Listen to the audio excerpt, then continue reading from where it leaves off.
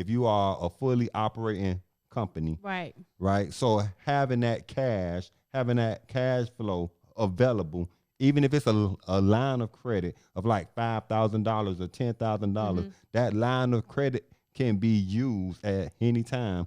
What the boss's view. You gotta sacrifice. You wanna move like bosses move. YMA, Young Millionaires Association. Yes, All right, guys, welcome to the YMA Nation podcast, Wealth Building Monday. Wealth Building Monday. We have a good episode today. We're going to talk about keep your business from failing. Ooh. Guys, today's episode is brought to you by YMA Financial, the experts in business startups and expansion. You can see the number right here in the lower corner of the screen. Their website is www.ymafinancial.com. You're trying to start a business. You need your paperwork filed. You need a website built. I could go on and on. Marketing, bookkeeping, everything that encompasses operating a business or starting a business, they are the experts. YMA Financial, 864-249-1439, www.ymafinancial.com. Guys, if you're on, make sure you like, comment, and subscribe. If you don't know, I am Joe Wallace, and this is Rebecca Wallace. Guys, today we're talking about keep your business from failing. So this is for my business owners and my entrepreneurs. I feel the best way to keep your business from failing is to be preventative. Right. So I think of it like a car, right? How to keep your car running, right? You want to make sure that you change the oil on schedule. Right. You make sure the tires stay properly inflated. You want to make sure you get tuned up on schedule. Like all these things, you want to be preventative to keep that car operating at its peak. Right. Just like your business. You want to keep your business operating at its peak, but you have to know what are the things that cause a business to fail. Like what causes a car to break down? Right. Not doing an oil change, not doing tune-ups, like those type of things. So how to prevent your business from failing, to keep that business from failing, you to understand what are the top reasons that a business fail, and then you help to counter those things. So understand the top reasons why a business fail based on Investopedia. The four most common reasons. Oh, I want to guess. That small businesses fail. I got it. Before we let her talk, the four, based on Investopedia, the four most common reasons a business fail. We're going to talk about that. Let me tell you, I had a conversation with a client, and I called his business a small business. They're like, no, I'm not a small business. I say, do you have more than 1,500 employees? They say, no, not even. I got 2 employees. You are a small business. Based on the SBA, your business, if you have 1,500 or fewer employees, your business is considered a small business. Yes. So these are the 4 most common reasons that small businesses fail. I'll allow her to guess. Okay, go ahead. Okay. I know one is going to be not financially preparing.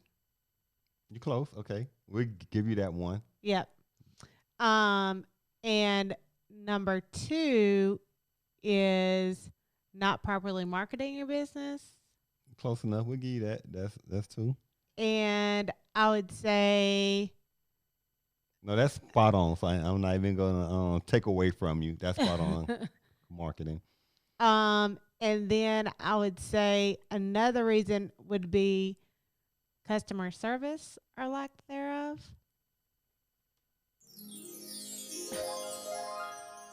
Close enough. Yeah. That falls under management. Okay, I gave you 3. Go What's ahead. the 4th one? You want to guess on the 4th? I would say, well, financially preparing and like being too much in debt kind of go hand in hand. I was going to say taking on too much debt or not having the right Okay. amount of employees. She's gonna put us to sleep. Okay. Whatever. No, you did good. You got 3. So let's start off. Number 1, having financial hurdles. That's number 1. Financial. So financials is the number 1 reason that most businesses fail. See, that's why I said that first. So how to keep your business from failing, you want to make sure that your business is financially sound. Budget. And what I mean by that is, number 1, having access to working capital. That means that if you look at your business account and you got $5 in your account, that may be a red flag. And there may be a reason, but you should not have $5 in your business account. I started off checking it every other week, just like most people do. Then it got out of control. I couldn't help myself. I started checking it day after day after day. I didn't realize that I was becoming addicted until my wife said something. What did she say? She said, "It's just a credit score, relax."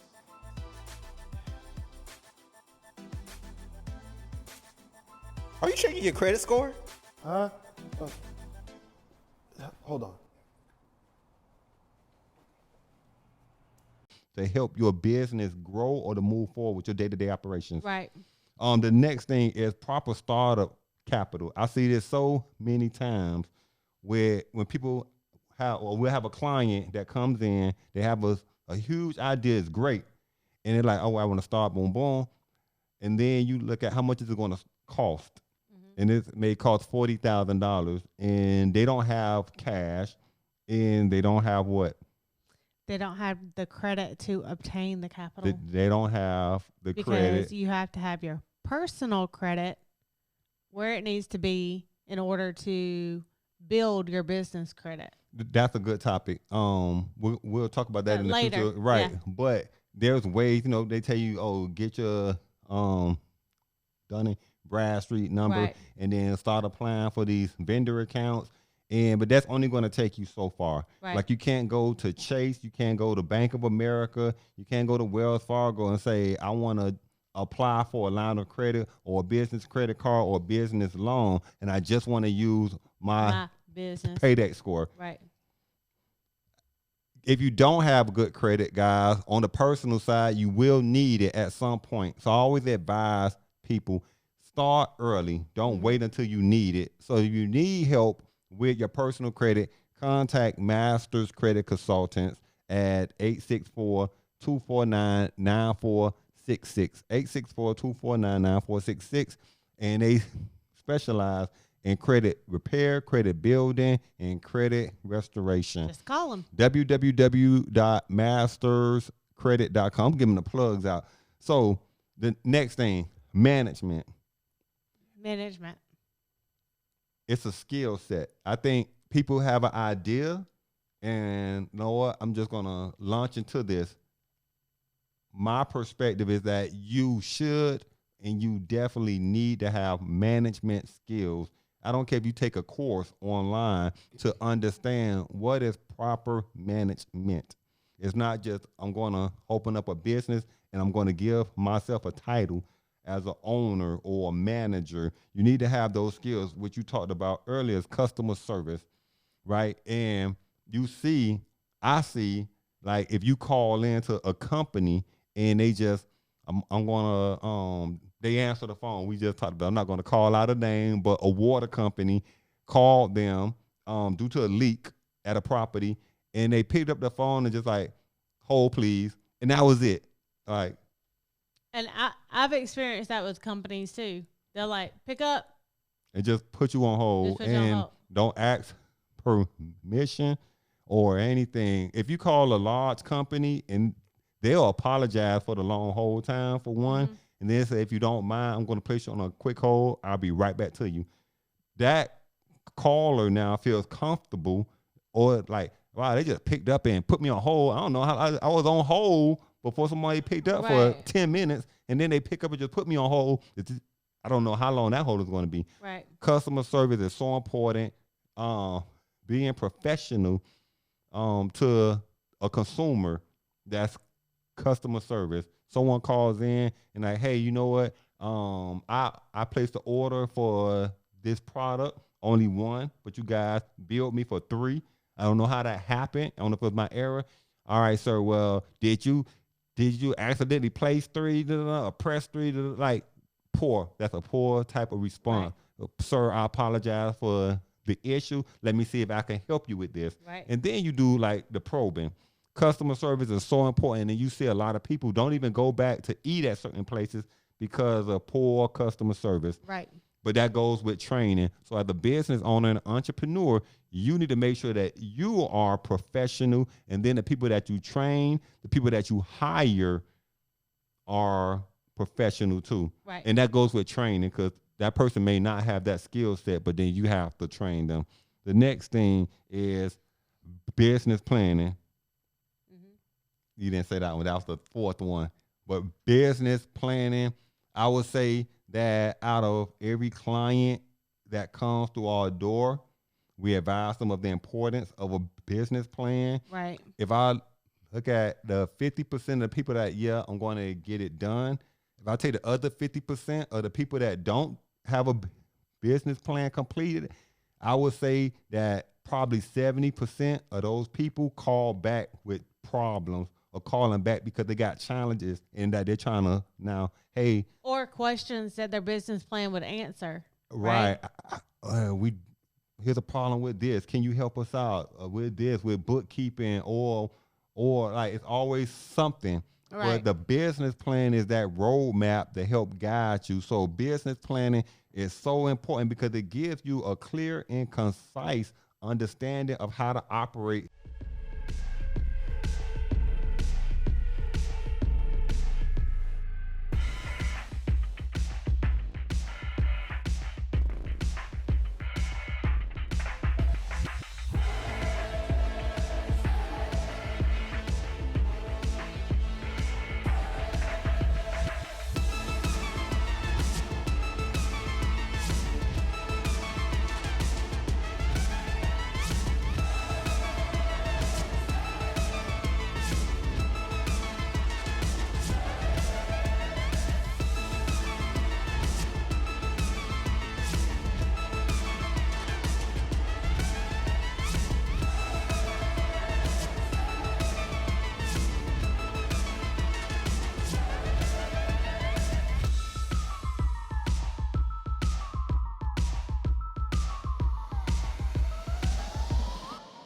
Your business and the future of it. Right. And it doesn't mean your business plan can't change. It's just that it gives you that point to start and gives you a guidance of where you're going. Right. And then if you get there faster, then you just Adjust it. You adjust it. Right. And then it tells you so much about like who is your market, like who is your target consumer. That goes to marketing. To marketing, but you got to understand who to market too. Right. So you can't put a barbershop that does fades, and then you got someone in there that does dreads in Caucasian area. Right. It's just not going to match, right? So you got to understand who's my target and how do I target that consumer. Right? We're going short on time, but the next thing under planning is having a SWOT done. If you don't know a SWOT, you can pull up online SWOT, and it helps you to understand your opportunities and your threats for your business. The next thing is competition. That will be under business planning. Right. You in your mind may think, hey, I got the largest business in the city or in the area. I feel our company is the largest company, which I don't want to hurt nobody, but I would hurt those feelings like, no, we compete against you guys. But our company is a very large organization in this area that does all the factors that we do, all the different segments of business that we do. But to understand the competition, I always harp on that, right? Like, I don't care if it's a small company. I don't care how big it is. Like, I want to know what's happening in the market at all times. Right. Marketing, last thing, marketing. Like, these are the 4 things that if you master and you are preventative to help these areas don't hurt your business, then it can help prevent you from failing. Marketing, having a budget goes back to financials. How much you should be spending on marketing? How much is the ROI on that marketing? My mentor years ago, before I even was spending so much that how much we spend, we were just talking about that when we were doing our budget review, is how much we spend on marketing. He said, he taught me that you should spend an average of 15 to 20% of your gross back into marketing. Always don't touch it. You know it has to go back into the business. 10 to 15% of the money that you make goes back into marketing. Right. I don't care if it's social media, search engine optimization, print, radio. 10 to 15% of your gross revenue should go back into marketing because it helps your business to stay in the forefront of what people see. That's it. Good information. Keep your business afloat. If you understand these 4 areas that causes businesses to fail, and then you just plan that I'm not going to walk down that dark road of not understanding who's my buyers, what's my conversion rate. So if I spend $100 on a campaign, what do I gain back from that? What's my client acquisition? Like all these things that if you don't know about conversion and client acquisition, then that goes into having a business plan because your business plan explains all of that. And that goes back into management too, because being a strong manager, you should understand those things. So guys, thank you so much for joining us for Wealth Building Monday. These are the things that help you build wealth and help you to prevent from failing. So keep your business from failing. We'll see you on Wednesday. What the boss's view. You gotta sacrifice. You wanna move like bosses move. YMA, Young Millionaires Association. Yeah, see, that's the association.